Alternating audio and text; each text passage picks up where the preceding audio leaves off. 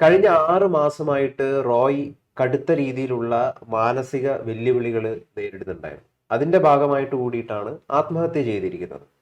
ഇതിലിപ്പം ഞെട്ടിപ്പിക്കുന്ന പല വിവരങ്ങളും പുറത്തു വരികയാണ്. ഇദ്ദേഹത്തിന്റെ ഈ ആത്മഹത്യക്കുറിപ്പിൽ കേരളത്തിലെ അടക്കം പല പ്രമുഖരായിട്ടുള്ള രാഷ്ട്രീയ നേതാക്കളുടെയും സിനിമാ നടന്മാരുടെയും പേര് ഇദ്ദേഹം എഴുതി വെച്ചിട്ടുണ്ടെന്നാണ് നമുക്ക് അറിയാൻ കഴിയുന്ന ഒരു കാര്യം. ഈ നമ്മുടെ നാട്ടിൽ ബിസിനസ് ചെയ്യുന്ന ഒരുപാട് ആൾക്കാരുണ്ട്. ഈ റോയുടെ ആത്മഹത്യ അവർക്ക് എന്ത് എന്ത് പാഠമാണ് യഥാർത്ഥത്തിൽ നൽകേണ്ടത്? അല്ല, അവർക്കുള്ള പാഠം അവിടെ നിൽക്കട്ടെ. ഗൗതം പറഞ്ഞ കാര്യത്തെക്കുറിച്ച് ഞാൻ ഏതാണ്ട് ഒരു 3 ദിവസം മുമ്പ് തന്നെ പറഞ്ഞതാണ്. ഞാനിപ്പോൾ ആദ്യമേ തന്നെ ഇതിലൊരു ഡെക്കാൻ ഹെറാൾഡിൽ 3 ദിവസം മുമ്പ് വന്ന, അതായത് ഫെബ്രുവരി 1 വന്നിട്ടുള്ള ഒരു റിപ്പോർട്ടിൻ്റെ ഹെഡിങ് മാത്രം ഞാൻ വായിക്കാം. From real estate to political payoffs probe that proceeded CJ Roy's death എന്നാണ്. അതിൽ പറയുന്ന ഏറ്റവും പ്രധാനപ്പെട്ട കാര്യം എന്താണെന്ന് വെച്ചിട്ടുണ്ടെങ്കിൽ, നൈന സി ജോർജ് എന്ന് പറയുന്ന ഒരു ഞാൻ മനസ്സിലാക്കുന്നിടത്തോളം മലയാളി പെൺകുട്ടിയാണ് അത് എഴുതിയേക്കുന്നത്. അപ്പോൾ ആ റിപ്പോർട്ടിൽ പറയുന്ന ഏറ്റവും പ്രധാനപ്പെട്ട കാര്യം എന്ന് പറയുന്നത്, ഒരു മണി ലോണ്ടറിങ്ങിന് ഹ്യൂജ് ആയിട്ടുള്ള ഫണ്ടിങ് ഈ പറയുന്ന രാഷ്ട്രീയ പാർട്ടികളുടെ നേതാക്കളിൽ നിന്നും ഇദ്ദേഹം സ്വീകരിച്ചിരുന്നു എന്നാണ്. അതിൽ കർണാടകത്തിൽ തന്നെ ചില മലയാളി ബന്ധങ്ങളുള്ള ചില നേതാക്കന്മാരൊക്കെ ഉണ്ട്, അവിടെ ചില ഔദ്യോഗിക പോസ്റ്റുകളിലൊക്കെ ഇരുന്ന്. അപ്പോൾ അതിൽ കൂടുതൽ പറഞ്ഞിട്ടുണ്ടെങ്കിൽ എന്ത് ചെയ്യാം, ഇത് സ്ഥിരീകരിക്കാത്ത കാര്യമായതുകൊണ്ടാണ് അത് പറയാത്തത്. പക്ഷേ അത്തരത്തിലുള്ള ആളുകളുടെ പേരുകളൊക്കെ പറഞ്ഞു കേൾക്കുന്നു. ആ പേരുകളിൽ പറഞ്ഞു കേൾക്കുന്ന ഏറ്റവും പ്രധാനപ്പെട്ട കാര്യം എന്ന് പറഞ്ഞാൽ, റോയുടെ അടുത്ത് അവർ ഇതുപോലെ പണം വെളുപ്പിക്കുന്നതിനും അതുപോലെ കള്ളപ്പണം ഉണ്ടാക്കുന്നതിനും ഒക്കെ തന്നെ അങ്ങോട്ടും ഇങ്ങോട്ടും ഒക്കെ തന്നെ പല ഫണ്ടുകൾ അവർ കൃത്യമായിട്ട് റോയിനെ ഏൽപ്പിച്ചിരുന്നുവെന്നും, ആ ഫണ്ട് യഥാർത്ഥത്തിൽ ഇനി ഒരു കാര്യം കൂടി ഗോത്രത്തോട് പറയാം, കേരളത്തിലെ തെരഞ്ഞെടുപ്പിന് ആവശ്യമുണ്ട് എന്നുള്ള നിലക്ക് വീണ്ടും തിരിച്ചു ചോദിക്കുന്ന കാര്യങ്ങളുണ്ടായി എന്നുമൊക്കെയുള്ള ചില അഭ്യൂഹങ്ങളൊക്കെ തന്നെ എന്ത് ചെയ്തിട്ടുണ്ട്, പറഞ്ഞിട്ടുണ്ട്. കൂടാതെ ഈ റോയുടെ അടുത്ത് കൊടുത്തിരിക്കുന്ന പണം, റോയി സീറോ ഡെപ്റ്റ് എന്ന് പറഞ്ഞുകൊണ്ടിരിക്കുമ്പോൾ റോയി ഇൻവെസ്റ്റേഴ്സിന് വേണ്ടിയിട്ട് മീറ്റിങ്ങുകൾ ദുബായിൽ നിരന്തരമായി വിളിച്ചു കൂട്ടുകയും ആ ഇൻവെസ്റ്റേഴ്സിനെ കൃത്യമായി കാണുകയും ഇൻവെസ്റ്റേഴ്സിൽ നിന്ന് പണം മേടിക്കുകയും ചെയ്തിട്ടുണ്ട്. ആ പണം മേടിച്ചതിൽ കേരളത്തിലെ ചില സൂപ്പർ താരങ്ങളടക്കമുള്ള നിരവധി ആളുകൾക്ക് മോഹൻലാൽ, മമ്മൂട്ടി അടക്കമുള്ളവർക്ക് പങ്കുണ്ട് അല്ലെ? അല്ല, അതൊന്നും പേരൊക്കെ താങ്കൾ പറഞ്ഞാൽ ആരാണ്? അല്ല, അതൊക്കെ മലയാളി ഇപ്പം നമുക്ക് ആരെയും സൂപ്പറായിട്ട് കാണാമല്ലോ. അപ്പോൾ അതുകൊണ്ട് സൂപ്പർ താരങ്ങളടക്കമുള്ള ആളുകൾക്ക് പങ്കുണ്ടെന്നും, മലയാളി ബന്ധമുള്ള അവിടെ വലിയ ഗവൺമെൻറ്റിലൊക്കെ തന്നെ പങ്കാളിയായിരുന്ന ചില ആളുകളുടെ അടക്കം പണം ഇതിനകത്തുണ്ടെന്നും, ആ പണം യഥാർത്ഥത്തിൽ ഇപ്പോൾ ഈ കേരളത്തിലേക്കും അതുപോലെ തന്നെ തമിഴ്നാട്ടിലേക്കുമുള്ള തെരഞ്ഞെടുപ്പിന് വേണ്ടി ഉപയോഗിക്കാതിരിക്കാൻ വേണ്ടി കേന്ദ്ര ഏജൻസികൾ ഉപയോഗിച്ച് BJP എന്ത് ചെയ്തതാണ്, തടഞ്ഞതാണ് എന്ന് പറയുന്ന വ്യാഖ്യാനം പറയുന്നുണ്ട്. അവിടെ ബാംഗ്ലൂരുണ്ട്. അപ്പോൾ അതിലൊക്കെ ചില സത്യങ്ങളൊക്കെ ഉണ്ടാകാം. കാരണം എന്താ വെച്ചാൽ ഈ ഇപ്പം നമ്മൾ ഈ സിനിമാ രംഗം എടുത്തു വെച്ചാൽ, രാഷ്ട്രീയക്കാരെടുത്തു വെച്ചാലും ഇവർ മേടിക്കുന്ന കോടികളുടെ, ഇപ്പോൾ ബാംഗ്ലൂരും കർണാടകത്തിലൊക്കെ അഴിമതിയുണ്ട് എന്നുള്ളത് ഞാൻ പറയേണ്ട കാര്യമില്ല, ലോകത്തുള്ള എല്ലാവർക്കും അറിയാം. അപ്പോൾ അത്തരത്തിൽ കോടിക്കണക്കിന് രൂപയുടെ അഴിമതി പണം ഇവർ തീർച്ചയായിട്ടും ഇത്തരത്തിലുള്ള പ്രത്യേകിച്ച് റിയൽ എസ്റ്റേറ്റിലുള്ള അല്ലെങ്കിൽ ഇത്തരത്തിലുള്ള വലിയ മുതലാളിമാരുടെ കയ്യിൽ ഏൽപ്പിക്കുകയും ആവശ്യം വരുമ്പോൾ അവരത് തിരിച്ചു കൊടുക്കുകയാണ് ചെയ്യുന്നത്. അത് ചിലപ്പോൾ ഇൻട്രസ്റ്റോടുകൂടി അല്ലെങ്കിൽ ചിലപ്പോൾ ഇരട്ടിയാക്കിയൊക്കെ ഇത്ര ടൈം പീരീഡിനുള്ളിൽ തിരിച്ചു കൊടുക്കുകയാണ് ചെയ്യുന്നത്. അപ്പോൾ അത് നമ്മുടെ നാട്ടിൽ സാധാരണ സംഭവിക്കുന്ന ഒരു കാര്യമാണ്. ഇപ്പം അത് കുറച്ചുകൂടി നന്നായിട്ട് പിടിക്കാൻ തുടങ്ങിയെന്ന് മാത്രമേ ഉള്ളൂ. ഇനി രണ്ടാമത് സിനിമാ രംഗത്ത് എന്താണ് സംഭവിക്കുന്നത് ഗൗതം? സിനിമാ രംഗത്തുള്ള ഏതെങ്കിലും നടന്മാരോ ഏതെങ്കിലും ഈ പറയുന്ന പ്രശസ്തരായിട്ടുള്ള ആളുകളൊക്കെ തന്നെ മേടിക്കുന്നത്, ഒരു സിനിമക്ക് മേടിക്കുന്നത് 15-20 കോടിയൊക്കെയാണ്. ഇപ്പൊ നമ്മൾ നോക്കുകയാണെങ്കിൽ ഇപ്പൊ മോഹൻലാൽ മേടിക്കുന്നത് 25 കോടി എന്നാണ് പറയപ്പെടുന്നത്. മമ്മൂട്ടി 15 കോടിയാണ്. ബാങ്ക് വഴിയാണ് ഒരു 25 കോടി മേടിക്കുന്നത്. അതെ, ബാങ്ക് വഴി ആയിരിക്കും. അല്ലെങ്കിൽ എത്ര സിനിമക്ക് ഒരു ബാങ്ക് വഴി പണം മേടിച്ചിട്ടുണ്ടാവും? മനസ്സിലായേ? അപ്പോൾ ബാങ്ക് വഴി പണം മേടിച്ചില്ലെങ്കിൽ അതിന്റെ അർത്ഥം എന്ന് പറയുന്നത് എന്താണ്? തീർച്ചയായിട്ടും അത് കള്ളപ്പണമാണ്. ഇത് നമ്മൾ അവരെ മാത്രം കുറ്റപ്പെടുത്തേണ്ട കാര്യമില്ല. ഇപ്പം നാളെ സാധാരണക്കാരൻ ആരെങ്കിലും സ്ഥലം മേടിക്കുമ്പോഴത്തേക്കും കൃത്യം വില കാണിച്ച് സ്ഥലം മേടിക്കും. കാരണം ഇല്ല, ഏതാണ്ട് 6 മുതൽ 13% വരെയുള്ള ടാക്സ് കൊടുക്കേണ്ടി വരും. അതുപോലെ ഇൻകം ടാക്സ് കൊടുക്കുക എന്ന് പറഞ്ഞാൽ വരുമാനത്തിന്, ഞാൻ പറയുന്നത് ഇൻകം ടാക്സ് കുറച്ചല്ല വെച്ചേക്കണം, കൂട്ടിയാണ് വെച്ചേക്കണം. ഏതാണ്ട് 20-30% ഒക്കെ വരും ഒരു സ്ലാബ് കഴിഞ്ഞാൽ.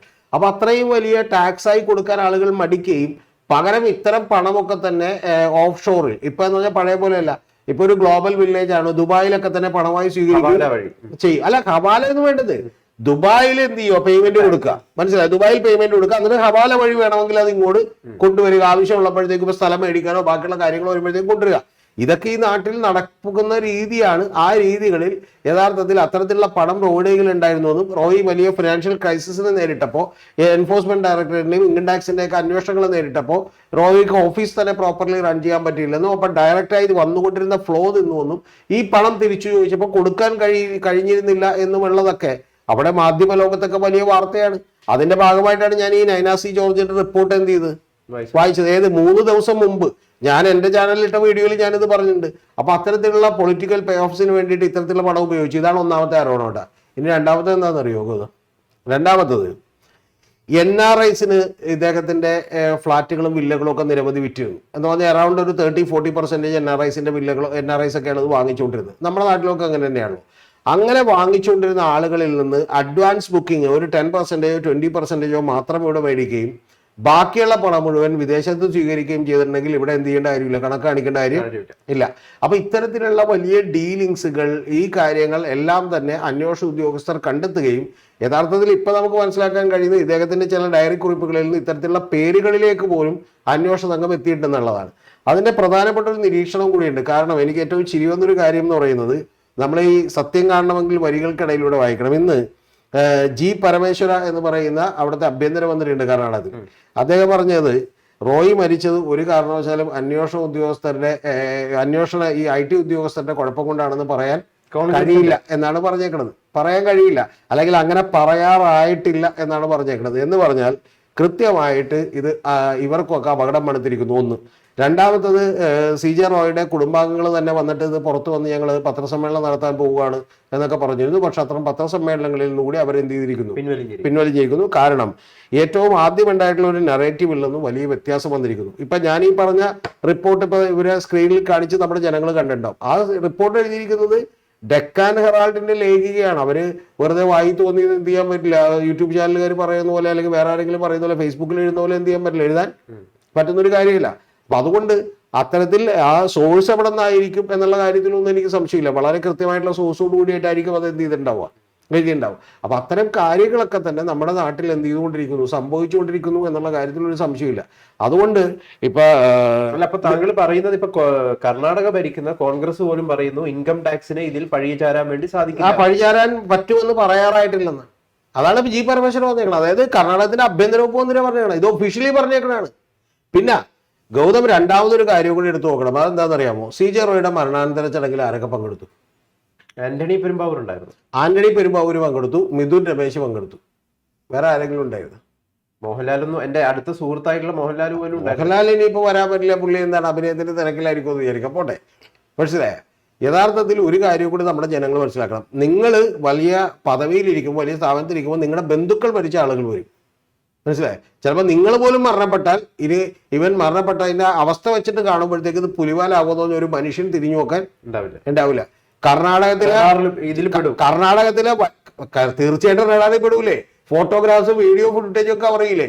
മിഥുൻ രമേശ് വരും എന്നുള്ള കാര്യത്തിൽ എനിക്ക് സംശയമില്ലായിരുന്നു. കാരണം മിഥുൻ രമേശ് ഇദ്ദേഹവുമായിട്ട് വളരെ അടുത്ത ബന്ധമാണ്. പിന്നെ മിഥുൻ പാവാണ്. മിഥുൻ എവിടെ ഗൾഫിൽ റേഡിയോയിൽ ജോലി ചെയ്തിട്ട് എന്ത് ചെയ്യുന്നവനാണ്, ജീവിക്കുന്നവനാണ്. എന്താണെങ്കിലും മിഥുന്റെ ബുദ്ധിയൊക്കെ വെച്ചിട്ട് മിഥുൻ ഇതിനകത്തൊന്നും ഒന്നും മേടിച്ചിട്ടുണ്ടാവില്ല. അതുകൊണ്ട് മിഥുൻ രമേശിന് വരാം, അതുപോലെയുള്ള ചില ആളുകൾക്ക് വരാം. അത്തരത്തിലുള്ള ആളുകൾക്കല്ലാതെ ഈ പ്രധാനപ്പെട്ട ആളുകൾക്കൊന്നും വരാൻ കഴിയില്ല. കാരണം ഒരു രാഷ്ട്രീയക്കാരും വന്നില്ല, ഒരു പ്രധാനപ്പെട്ട ആളും വന്നില്ല. യഥാർത്ഥത്തിൽ ഏതാണ്ട് വളരെ ശുഷ്കമായിട്ടുള്ള ഒരു സദസ്സിൽ എന്ത് ചെയ്തു, CJ റോയിനെ കാണാൻ നിരവധി പേരെത്തിയിരുന്നു. പക്ഷെ അത്തരം ആളുകൾ മാത്രം എത്തിയിട്ടുള്ള ഒരു സംഭവമാണ് എന്ത് ചെയ്തിട്ടുള്ളത് ഉണ്ടായിട്ടുള്ളത്. അതേസമയം നിങ്ങളിപ്പോ പ്രബലനായി നിൽക്കുമ്പോൾ നിങ്ങളുടെ മാതാവോ പിതാവോ മരിച്ചു എന്ന് പറഞ്ഞിട്ടുണ്ടെങ്കിൽ നിരവധി പേര് എന്ത് ചെയ്യും, എത്തും. കാരണം അവരെ കൊണ്ട് പിന്നെയും ഗുണമുണ്ട്, പിന്നെയും പ്രയോജനം ഉണ്ടെന്ന് വിചാരിച്ചിട്ടാണ്. ഇതിപ്പോ ഏതാണ്ട് നിലം പൊത്തിയിരിക്കുന്നു എന്നുള്ളത് അവർക്ക് കൃത്യമായിട്ട് മനസ്സിലായി. അപ്പൊ അതുകൊണ്ട് CJ റോയി ഇവർക്ക് കൊടുക്കാനുള്ള പണം കൂടി ഇല്ലാത്തതുകൊണ്ടാണ് എന്ത് ചെയ്തേക്കണത്. അതെ, ഇതില് ഒരു സംശയം, ഇദ്ദേഹത്തിന്റെ മുമ്പില് ഈ ഒരു ഓപ്ഷൻ മാത്രമേ ഉണ്ടായിരുന്നുള്ളൂ എന്നുള്ളതാണ്. ആത്മഹത്യ എന്ന് പറയുന്ന, സ്വയം വെടിവെച്ച് ഇല്ലാതാവുക എന്ന് പറയുന്ന ആ ഒരു ഓപ്ഷൻ മാത്രമേ ഉണ്ടായിരുന്നു. അത് ആരെങ്കിലും ഭയപ്പെട്ടിട്ട് അല്ലെങ്കിൽ വേറെ ആരെങ്കിലും നിർദ്ദേശപ്രകാരം ഇവരിലേക്കൊക്കെ ആ അന്വേഷണം പോകും എന്നൊരു കാരണത്താൽ ഒരു കണ്ണിയെ ഇല്ലാതാക്കിയതാണ്. കണ്ണിയെ ഇല്ലാതാക്കിയതൊന്നും എന്ന് പറഞ്ഞിട്ടുണ്ടെങ്കിൽ തീർച്ചയായിട്ടും ഇവരുടെയൊക്കെ ഭാഗത്തു നിന്നുള്ള പല സമ്മർദ്ദങ്ങളും എന്ത് ചെയ്തിട്ടുണ്ടാവും, ഉണ്ടായിട്ടുണ്ടാവും. അല്ലാതെ അതുകൊണ്ട് ഇവർ ആ കുറ്റകൃത്യം ചെയ്തു എന്നുള്ളതൊന്നും നമുക്ക് പറയാൻ പറ്റില്ല. പ്രധാനപ്പെട്ട വിഷയം ഇതാണ്. അദ്ദേഹത്തിൻ്റെ ബിസിനസ്സിൽ വലിയ ക്രൈസിസ് ഉണ്ടായിരുന്നു. ആ ക്രൈസിസുമായി ബന്ധപ്പെട്ട് ഇൻകം ടാക്സിൻ്റെയും അതുപോലെ തന്നെ എൻഫോഴ്സ്മെൻറ്റ് ഡയറക്ടറിൻ്റെയും അന്വേഷണം ഉണ്ടായിരുന്നു. ആ അന്വേഷണത്തിൻ്റെ കാര്യങ്ങൾ കൂടി വന്നതോടുകൂടി നിരവധി ഇൻവെസ്റ്റേഴ്സ് ഇദ്ദേഹത്തോട് പണം തിരിച്ചു ചോദിച്ചിരുന്നു. ആ ഇൻവെസ്റ്റേഴ്സിൽ പല പ്രമുഖരായിട്ടുള്ള നേരത്തെ പറഞ്ഞ വിഭാഗത്തിൽപ്പെടുന്ന പൊളിറ്റീഷ്യൻസും താരങ്ങളൊക്കെ ഉള്ള ആളുകളുണ്ടായിരുന്നു. അപ്പോൾ അവർ പണം തിരിച്ചു ചോദിച്ചിരുന്നു. ആ പണം തിരിച്ചു ചോദിക്കുമ്പോൾ അദ്ദേഹത്തിൻ്റെ ബിസിനസ് തന്നെ വളരെ മോശമായിരുന്നു. അപ്പോൾ അത്തരം കാര്യങ്ങളിൽ അദ്ദേഹത്തിന് സമ്മർദ്ദമുണ്ടായിരുന്നു. താങ്കളുടെ മരണമല്ലാതെ ഇതിൽ നിന്ന് ഊരിപ്പോരാൻ വേറെ വഴിയില്ല എന്ന് റോയ്ക്ക് കൃത്യമായിട്ട് ഒരു സംശയം വരുന്നത്, വലിയ രീതിയിൽ ആഡംബരതയൊക്കെ പ്രദർശിപ്പിച്ചുകൊണ്ടാണ് ഈ റോയ് സമൂഹ മാധ്യമങ്ങളിലൊക്കെ ഇടപെടാറുള്ളത്. ഇപ്പൊ ഇങ്ങനെ കൈയൊക്കെ വെച്ച് റോൾസ് റോയ്സിന്റെ കൂടെയൊക്കെ നിന്നിട്ടുള്ളത്. ചിലപ്പോൾ അതൊക്കെ കാണുമ്പോൾ ശരിക്കും പറഞ്ഞു കഴിഞ്ഞാൽ വളരെയധികം കോമഡി ആയിട്ടാണ് പലർക്കും അനുഭവപ്പെടാറുള്ളത്. എന്തിനാണ് ഇങ്ങനെയൊക്കെ ചെയ്യുന്നത് എന്നുള്ളത്. ഇവിടെ ഒരു ചോദ്യം എന്താണെന്ന് വെച്ച് കഴിഞ്ഞാല്, ഇദ്ദേഹം എപ്പോഴും പറയുന്ന ഒരു കാര്യമാണ്, ഞാൻ ആരടുത്തും കടം വാങ്ങാറില്ല, സീറോ ഡെറ്റ്. ഈ സീറോ ഡെറ്റ് എന്ന് പറയുന്ന റോയ് എന്തിനാണ് അപ്പം ഇത്തരത്തിൽ ഇങ്ങനെയുള്ള ആളുകളിൽ നിന്നൊക്കെ പൈസ വാങ്ങിയത്? അപ്പൊ എന്താണ് ഈ സീറോ ഡെറ്റ് കൊണ്ട് ഉദ്ദേശിക്കുന്നത്? ഗൗതം, നമ്മുടെ നാട്ടിൽ നടക്കുന്ന ബിസിനസിന്റെ പല രീതികളുണ്ട്, മനസ്സിലായോ? ഇപ്പൊ ഗൗതം, ഞാനൊരു 2010 അല്ലെങ്കിൽ അത്തരം സമയങ്ങളിലൊക്കെ തന്നെ ഞാനൊരു വലിയ പ്രൊജക്റ്റും പ്ലാനും എൻ്റെ കയ്യിലുണ്ടായിരുന്നു. ഞാൻ ആദ്യമായിട്ട് തുറന്ന് പറയണേ, അതായത് ഒരു എഡ്യൂക്കേഷൻ ആപ്പ് തുടങ്ങുന്നതിൻ്റെ പദ്ധതികളൊക്കെ എൻ്റെ മനസ്സിലുണ്ടായിരുന്നു. പക്ഷേ ആ സമയത്ത് ഒരു 2000 കാലഘട്ടത്തിൽ തന്നെ ഉണ്ടായിരുന്നു. പക്ഷേ ആ സമയത്ത് എൻ്റെ വിചാരം എന്താണെന്ന് വെച്ചാൽ, ഇതിൻ്റെ വലിയ ഇൻവെസ്റ്റ്മെൻറ്റ് വേണം, കാരണം ഇത് റൺ ചെയ്യാൻ ഒരുപാട് പണം വേണം, അതൊക്കെ ആര് തരും എന്ന് ഞാൻ വിചാരിച്ചിരുന്ന ഒരു കാലഘട്ടം ഉണ്ട്. അതുകൊണ്ട് നമുക്കത് ചെയ്യാൻ പറ്റില്ല. പക്ഷെ അതിനുശേഷം 2011 think and learn private limited എന്ന് പറഞ്ഞൊരു കമ്പനി ലോഞ്ച് ചെയ്യുന്നത്. അതിനുശേഷമാണ് 2015 ആ കമ്പനിയുടെ പ്രൊഡക്റ്റാണ് നിങ്ങൾ അറിയേണ്ടത്, ബൈജൂസ് ആപ്പ് എന്ന് പറയുന്ന ബ്രാൻഡ് നെയിം. ആ ബൈജൂസ് ആപ്പ് ലോഞ്ച് ചെയ്ത്, ഈ ബൈജൂസ് ആപ്പ് ലോഞ്ച് ചെയ്തിട്ട് ഇത്രയും കാലം അത് എങ്ങനെ പിടിച്ചിരുന്നു? ഏറ്റവും ഒടുവിൽ പോലും അവരുടെ വിറ്റുവരവ് എന്ന് പറയുന്നത് 2236 കോടി രൂപയുള്ളൂ. എന്ന് പറഞ്ഞാൽ അവർക്ക് അതുകൊണ്ട് ലാഭം ഉണ്ടാക്കാൻ കഴിയില്ല. ഈ പറഞ്ഞ പോലെ പ്രവർത്തനം നടത്താനുള്ള പണം പോലും അതിൽ നിന്ന് കിട്ടില്ല. പക്ഷെ എങ്ങനെയാണ് പിടിച്ചിരുന്നത് 16ഓളം വരുന്ന ഇൻവെസ്റ്റേഴ്സ് അവരുടെ ഈ പറയുന്ന ബിസിനസ്സിലേക്ക് കോടികൾ ഇൻവെസ്റ്റ് ചെയ്തിരുന്നു. ഇപ്പൊ ഫ്ലിപ്കാർട്ട് എന്ന് പറഞ്ഞൊരു കമ്പനി മറ്റൊരു കമ്പനി വന്ന് ഏറ്റെടുക്കുമ്പോഴേക്കും ഫ്ലിപ്കാർട്ടിൽ 9 കൊല്ലം മുമ്പ് 10 ലക്ഷം രൂപ ഇട്ട ഒരാൾക്ക് 135 കോടി രൂപ എന്ത് ചെയ്തിരുന്നു, കിട്ടിയിരുന്നു. അപ്പൊ ഇത് സാധാരണ ജനത്തിന് മനസ്സിലാവില്ല ഇത് എങ്ങനെ കിട്ടുമെന്ന്. ഇത് കിട്ടാൻ ഒരൊറ്റ വഴിയേ ഉള്ളൂ. നിങ്ങൾ വലിയ സമ്പന്നനായിട്ടുള്ള ഒരാളാണെന്നും നിങ്ങളുടെ കമ്പനി വളർന്നുകൊണ്ടിരിക്കുന്ന ഒരാളാണെന്നുമുള്ള ഒരു ധാരണ പൊതുവേ നമ്മുടെ പബ്ലിക്കിലേക്ക് കൊടുത്താൽ, ഒന്ന്, അതുകൊണ്ട് സെയിൽ നടക്കും. രണ്ടാമത്തേത്, അതുകൊണ്ട് അതിലേക്ക് ഇൻവെസ്റ്റ്മെന്റും വരും. മനസ്സിലായ? ഇപ്പൊ ബൈജൂസ് ആപ്പിലേക്ക് ആദ്യം വന്നത് ഒരു ഇന്ത്യൻ ഇൻവെസ്റ്റ്മെന്റ് ആണ്. പിന്നെ ഈ പറയുന്ന പോലെ എന്ത് ചെയ്തു, മറ്റേ മാർക്ക് സുക്കർബർഗ് ഇൻവെസ്റ്റ് ചെയ്തു. ഏറ്റവും കൂടുതൽ കനേഡിയൻ പെൻഷൻ ഫണ്ട് ഇൻവെസ്റ്റ് ചെയ്തു. അതുപോലെ ഖത്തറിൽ നിന്നുള്ള കമ്പനി പോലും എന്ത് ചെയ്തു, ഇൻവെസ്റ്റ് ചെയ്തു. ഇതെല്ലാം കോടിക്കണക്കിന് രൂപയാണ്. അപ്പൊ അത്തരത്തിലുള്ള 16-20ഓളം വരുന്ന ഇൻവെസ്റ്റേഴ്സിന്റെ പണം കൊണ്ട് വേണമെങ്കിൽ 25 കൊല്ലം ബിസിനസ് എടുത്താനുള്ള കാശ് അവരുടെ എന്ത് ചെയ്തിരുന്നു, ഉണ്ടായിരുന്നു. അപ്പൊ അങ്ങനെ ഇൻവെസ്റ്റ്മെന്റ് നടത്തിക്കൊണ്ടിരിക്കുമ്പോൾ കമ്പനി വലിയ തകർച്ചയിൽ നിൽക്കുമ്പോൾ പോലും ബൈജൂസ് ആപ്പ് ചെയ്തത് എന്താണെന്നറിയോ? ബൈജൂസ് ആപ്പ് ലയണൽ മെസ്സിയെ സോഷ്യൽ മീഡിയ അംബാസിഡർ ആക്കി. ആരെ? ഈ ലോകത്ത് കിട്ടാവുന്ന ഏറ്റവും ഹയസ്റ്റ് പേ ചെയ്യേണ്ട ഒരാളെ, അതാണ് ലയണൽ മെസ്സി എന്ത് ചെയ്തു, ബ്രാൻഡ് അംബാസിഡർ ആക്കി. ഇനി വേറൊരു കാര്യം കൂടി ഗോത്തിനോട് പറയാം. ബൈജൂസ് ആപ്പ് സ്പോൺസർ ചെയ്ത ഒരു പ്രോഗ്രാം ഏതാണെന്നറിയാമോ? Qatar world cup. 3 കമ്പനികളാണ് അതിൽ സ്പോൺസർ ചെയ്തത്. ഒരു കമ്പനി കിയ, അവരുടെ വരുമാനം എന്ന് പറയുന്നത് 4 ലക്ഷം ഈ പറഞ്ഞ പോലെ 4 ലക്ഷം കോടി രൂപയാണ്. ഖത്തർ എയർവേസ് 1 ലക്ഷം കോടി രൂപയാണ്. ഇവരുടെ വരുമാനം എത്രയാണെന്ന് അറിയാമോ? ഒരു കൊല്ലം എന്ന് പറയുന്നത് 2246 കോടി രൂപയാണ്. അപ്പൊ ഇവരെങ്ങനെ പോയി അത് എന്ത് ചെയ്തു?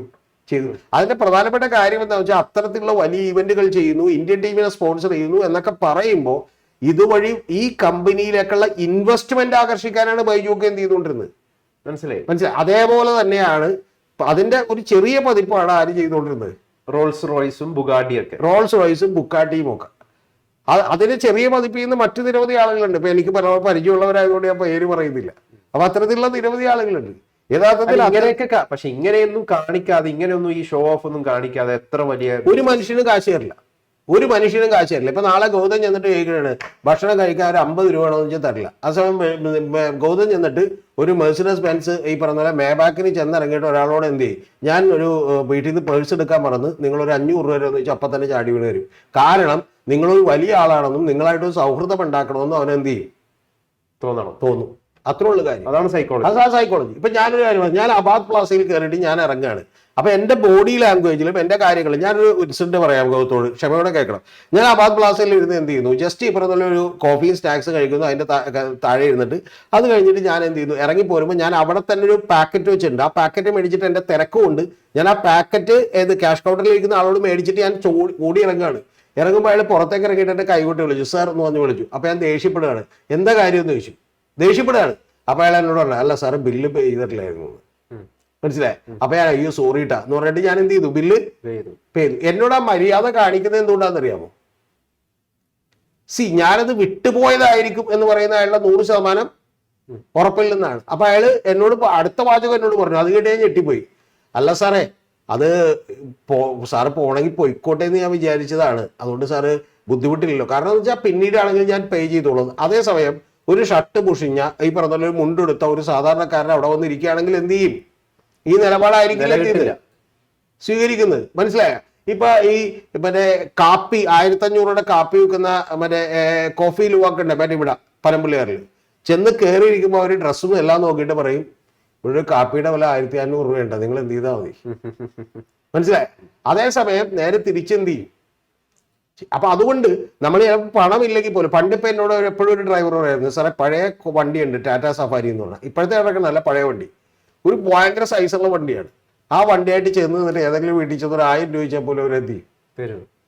തരും. മനസ്സിലായി? ആ കാരണം അത് നമ്മുടെ ഒരു ഇനി ഗൗതത്തിന് പോലും ആ ധാരണയുണ്ട്. ഗൗതത്തിനടുത്ത് നാളെ റോട്ടിൽ എത്തിയിട്ട് ഗൗതത്തിന് മെഴ്സിഡസ് ബെൻസ് അറിയാം, ജി വാഗൺ അറിയാം, ഇത്തരം കാര്യങ്ങൾ അറിയാം, ഒന്ന് ചവിട്ടിയിട്ട് ചോദിക്കണം. അല്ലെങ്കിൽ നമ്മളെ കണ്ടിട്ട് ഈ പറഞ്ഞ പോലെ ഇപ്പൊ ആരെങ്കിലും ഒരു ഫഹദ് ഫാസിലോ അല്ലെങ്കിൽ ആരെങ്കിലും വഴി വെച്ച് കണ്ടിട്ട് ചോദിക്കണേ സോറി എൻ്റെ ക്യാഷിൽ ഒരു 100 രൂപ എന്ന് വെച്ചാൽ നമ്മൾ സന്തോഷത്തോടെ കൊടുക്കും.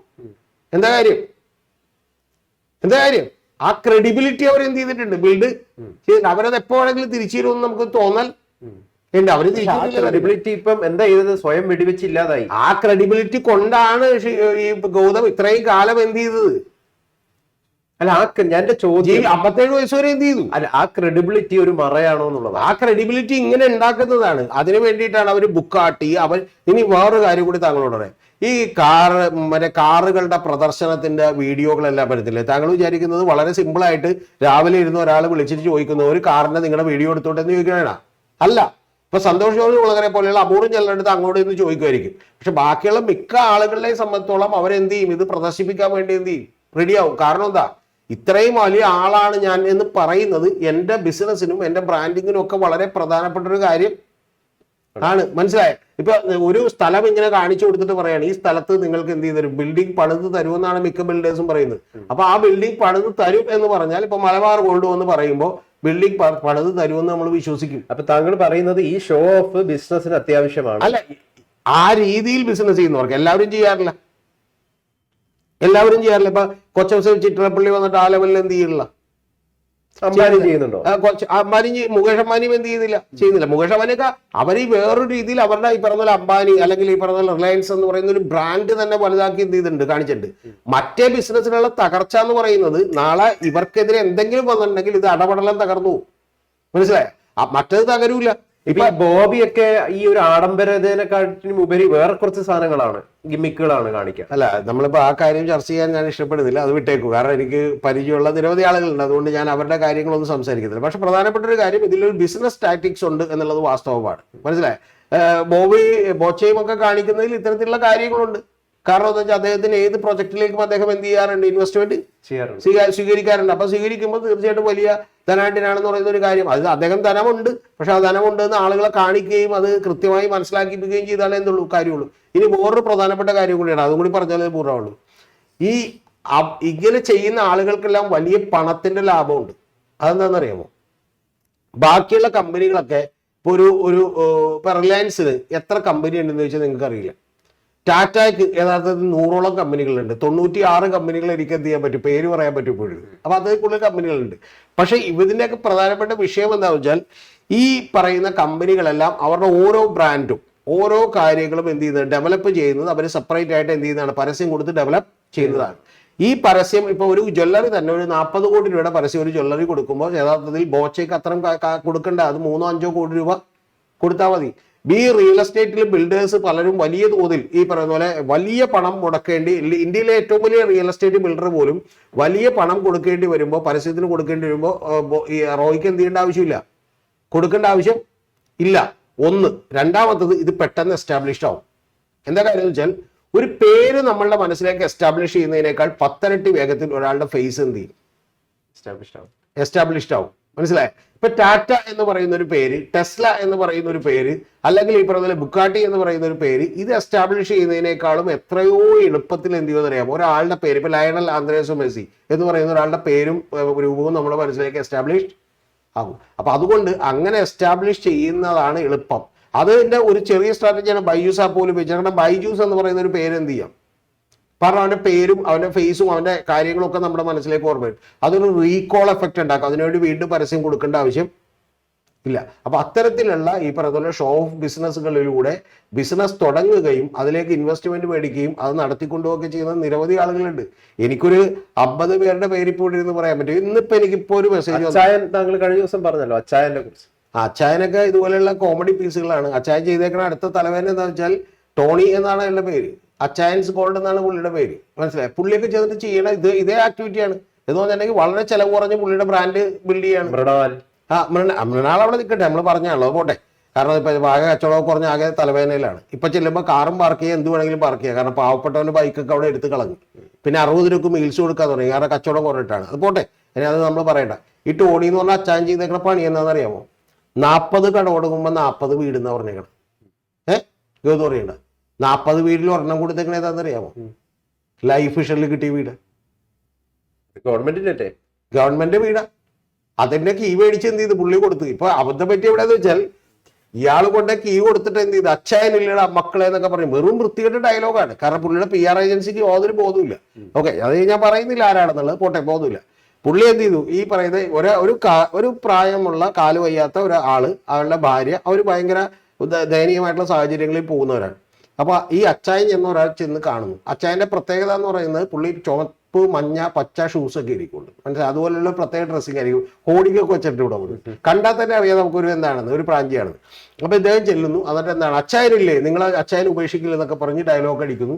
എന്നിട്ട് എന്ത് ചെയ്തു, പിന്നെ അച്ചായൻ ഇനി വരുമ്പോൾ നിങ്ങൾക്കൊരു നല്ല വീട് ആയിട്ടായിരിക്കും വരികയെന്ന് പറയും. പിന്നെ അടുത്ത ഷൂട്ട് കാണിക്കുന്നത് പിന്നെ മാസങ്ങൾക്ക് കഴിഞ്ഞിട്ട് വരുമ്പോഴത്തേക്കൊന്നും ഡ്രസ്സായിട്ട് വന്നിട്ട് അച്ചായൻ നിങ്ങളെ എന്ത് ചെയ്യാണ്, പുതിയ വീട്ടിലേക്ക് കൊണ്ടുപോവാണ്. പക്ഷെ പുതിയ വീട്ടിലേക്ക് പോകാൻ പുതിയ ഡ്രസ്സ് എന്ത് ചെയ്യണം, നിങ്ങൾ ഇട്ടിട്ട് വേണം. ആ ഡ്രസ്സിന്റെ കാശ് പുള്ളി കയ്യിൽ നിന്ന് കൊടുത്തിട്ടുണ്ടാവും, ഉറപ്പാണ്. അല്ലെങ്കിൽ അതിനെ അത് വേറെ ആരെങ്കിലും മേടിച്ചാണെന്ന് അറിയില്ല. ഡ്രസ്സ് ഇട്ടിട്ട് വരുന്നു. എന്നിട്ട് ഇവരെ പിടിച്ചൊക്കെ ഇറക്കുന്നു, മറ്റേ BGM ഇടുന്നു, ദയനീയത വിടുന്നു. ചെല്ലുന്നു, തുറക്കുമ്പോഴത്തേക്ക് ഒരു ഗംഭീര വീട്. ഏറ്റവും വലിയ തമാശ എന്താണെന്ന് അറിയാമോ? ഇത് കഴിഞ്ഞതിന് ശേഷം രജനീഷ് എന്ന് പറയുന്ന ഒരു അവതാരകനുണ്ട്, അറിയാമായിരിക്കും. രജനീഷ് ഈ ലൈഫ് മിഷൻ വീടുകളുടെ ഒക്കെ ഫോട്ടോ എടുക്കുകയും ഒരു പരിപാടി അവതരിപ്പിക്കുകയും ചെയ്യുമ്പോൾ അതിലും ഈ കുടുംബം, ഇതേ കുടുംബം അതിനകത്ത്. അപ്പൊ ഗവൺമെന്റിന് അവര് നന്ദി പറയണേ, തൊട്ടു മുമ്പ് അവർ അച്ചായന് നന്ദി പറയണേ. അപ്പൊ അച്ചായൻ പറ്റിച്ചല്ല. ഇതിന്റെ പിന്നിലുള്ള പ്രശ്നം എന്ന് വെച്ചാൽ അച്ചായന്റെ ചെറിയൊരു തരികിട, അത്രേ ഉള്ളൂ. കാരണം എന്താ വെച്ചാൽ പറ്റിച്ചൊന്നും മുഴുവൻ പറയണ്ട. കാരണം എന്ന് വെച്ചാൽ തറ പണിതിട്ടേച്ചാരി ഗവൺമെന്റ്, തറ പണിതിട്ടേച്ച് ഗവൺമെന്റ്, തറ പണിതിട്ട ഗവൺമെന്റിന്റെ പുറത്ത് പുള്ളി എന്ത് ചെയ്ത് മോളിൽ വീട് പണിതെന്ന് പറയണം. അതായത് 3 ലക്ഷം കോൺട്രാക്ടർക്ക് കൊടുത്ത് 1.5 ലക്ഷം ഇവരുടെ കയ്യിലും കൊടുത്ത് കോൺട്രാക്ട് ഉണ്ടെന്ന് പറഞ്ഞു. മറ്റേ എല്ലാത്തിനും കോൺട്രാക്ട് ഇത്തരത്തിൽ പറഞ്ഞിരുന്നില്ല. ഒരു പ്രധാനപ്പെട്ട കാര്യം കൂടി ഇതിനകത്തുണ്ട്. ഇതിൽ അച്ചായപ്പെടാൻ പോണ ഒരു കാര്യമുണ്ട്. ഗവൺമെന്റ് പണം കൊടുത്ത് ഗവൺമെന്റിന്റെ ഈ പറയുന്ന പോലെ വീടിന്റെ പുറത്ത് അങ്ങനെ ഒരു വീട് വേറൊരാൾ പണം കൊടുത്ത് പണിയാൻ പറ്റുമെന്ന് പോലും സംശയമുണ്ട്. കാരണം എന്ന് വെച്ചാൽ ഇപ്പൊ ജയസൂര്യൊക്കെ റോഡിൽ മറ്റേ കുഴി നികത്താൻ പോയിട്ട് പോലും കേസ് വന്നു. പക്ഷെ ഇത് കേസ് വരില്ല. കാരണം ഒരു വീട്ടുകാർക്ക് അലോട്ട് ചെയ്തായതുകൊണ്ട് ചിലപ്പോൾ അവർക്ക് താല്പര്യമുണ്ടെങ്കിൽ എന്ത് ചെയ്യാം, കൂടുതൽ പണം കൊടുത്ത് ചെയ്യാം. പക്ഷെ ഇയാൾ ചെയ്യാത്തൊരു കാര്യമുണ്ട്. അതെന്താണെന്നറിയാമോ? ഇത് ലൈഫ് മിഷന്റെ വീടായിരുന്നു, അവർ തറ മാത്രം കിട്ടിയിരുന്നതാണ്. അവർ ആ വീട് പൂർത്തിയാക്കാൻ ഞാൻ സഹായിച്ചു എന്ന് പറഞ്ഞിരുന്നെങ്കിൽ കുഴപ്പമില്ല. ഇനി ഒരു വാചകം കൂടി പോകുന്നു, അതും കൂടി കേൾക്കണം. ഇയാളുടെ ഒരു വീഡിയോ ഇട്ടിട്ട് അത് കാണേണ്ടതാണ് കിട്ടും. ശരിക്കും കൂടെ പ്ലേ ചെയ്ത ആളുകൾ ചിരിച്ചിരിച്ച് മരിക്കും. അതെന്താണെന്ന് വെച്ചാൽ ഇയാളൊരു വീട്ടിലേക്ക് വന്നേക്കണേണ്. 2,67,000 രൂപ ചെക്കാണ്. ജപ്തി ഭീഷണി നേരിടുകയാണ്. ഈ ചെക്ക് കൊണ്ടുപോയിട്ട് നിങ്ങൾ ബാങ്കിന്റെ മാനേജറുടെ മുഖത്തേക്ക് എറിഞ്ഞു കൊടുത്തിട്ട് പറ അച്ചായൻ തന്നാന്ന് പറ. ഇനി അടുത്തത് അച്ചായനില്ലടാ, നിങ്ങൾ അങ്ങനെ അച്ചായൻ വിട്ടിട്ട് പോകടാ. അച്ചായൻ ആരയച്ചാ പറയടാന്ന് പറയണം. അപ്പൊ ഒരു കൊച്ചു പറയണേ ദൈവം അയച്ചതാണ്. നേരത്തെ പറഞ്ഞു പഠിപ്പിച്ചേക്കണേ, ആരുടെ വീട്ടിലേക്ക് ഇയാൾ വന്നാലും അപ്പൊ തന്നെ ഇയാളുടെ കാലുവിട്ട് ഇതുപോലെയുള്ള വേഷം കെട്ടുകൾ കണ്ട് അവരൊക്കെ എന്താണെങ്കിലും ആരെങ്കിലും ഇപ്പൊ ഇതിന്റെ അടിയിൽ പോലും കമന്റ് വരും. എന്താണെന്നറിയാമോ? നിങ്ങളൊന്നും ആരെയും സഹായിക്കുന്നില്ലല്ലോ, ഇവരെന്ത് ചെയ്യുന്നത്, എന്തെങ്കിലും ഭക്ഷണം വാങ്ങിച്ചു ഇവര് സഹായിക്കേണ്ടത്.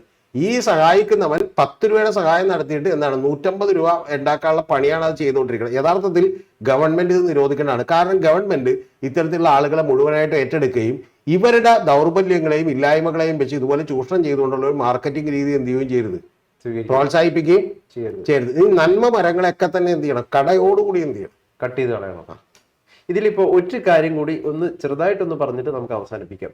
പിന്നെ എന്തിനാണ് ഈ റോയ് താൻ കടം വാങ്ങുന്നില്ല, ഡെറ്റ് ഫ്രീ ആണെന്ന് പറഞ്ഞിട്ട് ആളുകളെ കബളിപ്പിക്കുകയാണ്? വിശ്വാസ്യത ഉണ്ടാവുമല്ലോ. അതായത് ഒന്ന് ആലോചിച്ച് നോക്കും, ഒരു കമ്പനി ഇപ്പൊ അങ്ങനെയുള്ള കമ്പനി, ഞാൻ ചോദിക്കുന്നത് കബളിപ്പിക്കുകയാണോ അല്ലേ? ആ കബളിപ്പിക്കുകയാണെന്ന് പറഞ്ഞാൽ അതിന്റെ പ്രധാനപ്പെട്ട കാര്യം എന്ന് വെച്ചാൽ ഇങ്ങനെ പറയുമ്പോൾ നിങ്ങൾക്ക് തോന്നുന്ന ഒരു കാര്യം എന്താ, നിങ്ങളിപ്പോ ഒരു വീട് ബുക്ക് ചെയ്യാൻ വേണ്ടി പോകുന്നു, നമ്മൾ എന്ത് ചെയ്യുന്നു, 20 ലക്ഷം രൂപ അഡ്വാൻസ് കൊടുക്കണമെന്ന് തോന്നുന്നു, നമുക്ക് ഒരു ഡൗട്ടും ഇല്ലാതെ കൊടുക്കാം. കാരണം എന്താ, ഈ കമ്പനിക്ക് 1 രൂപ പോലും കടം ഇല്ല. ഇനി അങ്ങനെയുള്ള ഒരു കമ്പനി ഉണ്ട്, ഏതാണെന്നറിയാമോ? ഇൻഫോസിസ്. ബാങ്ക് ലോണിന് വേണ്ടി പുള്ളി തെരഞ്ഞ് നാരായണപുരത്ത് നടന്നിട്ട് കിട്ടാത്തതുകൊണ്ട് പുള്ളി വിചാരിച്ച് ഇനി ഒരിക്കലും ലോൺ എടുക്കണമെന്ന് വെച്ചു. പക്ഷെ അത് 0 ഡെപ്റ്റാണ്, കറക്റ്റ് 0 ഡെപ്റ്റാണ്. കാരണം എന്ന് വെച്ചാൽ ഒരു ബാങ്കിൽ ഇതുപോലെ ലോൺ എടുക്കില്ല. പക്ഷെ ഇതങ്ങനെയല്ല. ഇത് എന്നിട്ട് ബാക്കിയുള്ള ആളുകളെ മുഴുവൻ പിടിച്ചിരുത്തി എന്ത് ചെയ്യണതാണ്, കാശ് മേടിക്കാണ്. ഇതൊക്കെ മറച്ചു വെച്ചുകൊണ്ടുള്ള ചെറിയ തരികിടയൊക്കെ തന്നെയാണ് ചെയ്യുന്നത്. പക്ഷെ അത്രത്തോളം കൃത്യമായിട്ടൊന്നും ഇന്ത്യയിൽ ബിസിനസ് ചെയ്യാൻ പറ്റില്ല. ഇപ്പൊ നാളെ സുഹൃത്താണ് എന്ന് പറഞ്ഞിട്ടുണ്ടെങ്കിൽ ഒരാളുടെ ഇത് പണം മേടിക്കല്ലോ. അപ്പൊ ഈ രാഷ്ട്രീയക്കാരും മറ്റേ സിനിമാ താരങ്ങളും ഒക്കെ ആരാണ്? ഞാൻ അവസാനമായിട്ട് ഒറ്റ വാക്കിൽ ഒരു കാര്യം ചോദിക്കാം, അതിനൊരു മറുപടി പറയണം. ഒറ്റ വാക്കില് മറുപടി എന്തിനും പറയും. അതായത് ഈ CJ റോയ് ഒരു പ്രാഞ്ചിയേട്ടനാണ്. തീർച്ചയായിട്ടും ആ പ്രാഞ്ചിയേട്ടൻ എന്ന് പറഞ്ഞാൽ അയാൾ അങ്ങനെ പോലും ആണെന്ന് എനിക്ക് സംശയമുണ്ട്. പ്രധാനപ്പെട്ട ഒരു കാര്യമുള്ളത്, അങ്ങനെ വഴി തൻ്റെ എളുപ്പത്തിൽ ബിസിനസ് വളർത്താമെന്നും അങ്ങനെയാണെങ്കിൽ മാത്രമേ 20 കൊല്ലം കൊണ്ട് ഇത്രയും ഗ്രോത്തിലേക്ക് എത്തുള്ളൂ എന്നൊക്കെ അയാൾക്ക് മനസ്സിലായിട്ടുണ്ട്. ഇനി ഒരു കാര്യം കൂടി, ആ തുടക്കം ചോദിച്ചത് താങ്കൾ അത് പറഞ്ഞില്ല. ബിസിനസ് ചെയ്യുന്ന ഒരുപാട് ഓണ്ടർപ്രണേഴ്സ് ഉണ്ട് നമ്മുടെ നാട്ടിൽ. അവർക്ക് എന്താണ് ഇയാളുടെ ഈ മരണം, ഈ ആത്മഹത്യയിൽ നിന്ന് എന്തെങ്കിലും ഗുണമുള്ള ഒരു പാഠം പഠിക്കേണ്ടതുണ്ടാവുമല്ലോ? ഒരു നാച്ചുറൽ ഓർഗാനിക് ഗ്രോത്ത് മതി എന്നങ്ങോട്ട് എന്ത് ചെയ്യണം, വിചാരിക്കണം. മനസ്സിലായി? ഒരു നാച്ചുറൽ ഓർഗാനിക് ഗ്രോത്ത് മതി. ഒരു ആർട്ടിഫിഷ്യൽ ആയിട്ടുള്ള അഭ്യാസങ്ങളൊക്കെ കാണിച്ചിട്ടുള്ള ഗ്രോത്തിന്റെ ആവശ്യം ഇല്ല. സമാധാനവും സന്തോഷവുമാണ് ഏറ്റവും വലുതെന്ന് ജീവിതത്തിൽ കുറെ കഴിയുമ്പോഴെങ്കിലും ആളുകൾ എന്ത് ചെയ്യും, മനസ്സിലാക്കും. ഞാൻ അടക്കമുള്ള ആളുകൾ എന്താണ്, ഭയങ്കരമായി ഓടിക്കൊണ്ടിരുന്ന ഒരാളുകളാണ്. ഇപ്പൊ കുറച്ച് ഇപ്പോഴും ഞാൻ ഡെയിലി ഒരു 10, 12, 16 മണിക്കൂർ പണിയെടുക്കുന്ന ഒരാളാണ്. ബട്ട് സ്റ്റിൽ ഞാൻ കുറച്ചുകൂടി ഈ പറയുന്ന പോലെ എന്താണ്, ഭയങ്കരമായ ഓട്ടത്തിന് കുറച്ചതിന്റെ കാരണം ഇതൊക്കെ ഓടിയാൽ പോലും ചിലപ്പോൾ ഉണ്ടാകുന്ന പ്രശ്നങ്ങളെയൊക്കെ നമ്മൾ ഭയങ്കരമായി ഫേസ് ചെയ്യുകയും അതിൻ്റെ പുറത്ത് വലിയ തലവേദനകൾ എടുക്കേണ്ടി വരികയും ചെയ്യും എന്നുള്ളത് ഏറ്റവും ആദ്യം മനസ്സിലാക്കുകയും ഒരു സസ്റ്റൈനബിൾ ആയിട്ടുള്ള ഗ്രോത്ത് മാത്രമേ നിലനിൽക്കുള്ളൂ. ആർട്ടിഫിഷ്യൽ ആയിട്ടുള്ള ഗ്രോത്ത് മാത്രമേ എന്ത് ചെയ്യുള്ളൂ, നാച്ചുറൽ ആയിട്ടുള്ള ഗ്രോത്ത് മാത്രമേ നിലനിൽക്കുള്ളൂ. പിന്നെ ഒരു കാര്യം കൂടി പറയാൻ, തെങ്ങ് പതുക്കെ വളരുള്ളൂ, പക്ഷെ അതെന്ത് ചെയ്യില്ല, പെട്ടെന്ന് വീഴില്ല. ചീര പെട്ടെന്ന് മുളക്കും, പക്ഷെ എന്ത് ചെയ്യും, മനസ്സിലാക്കിയാൽ അവരവർ കൊള്ളും.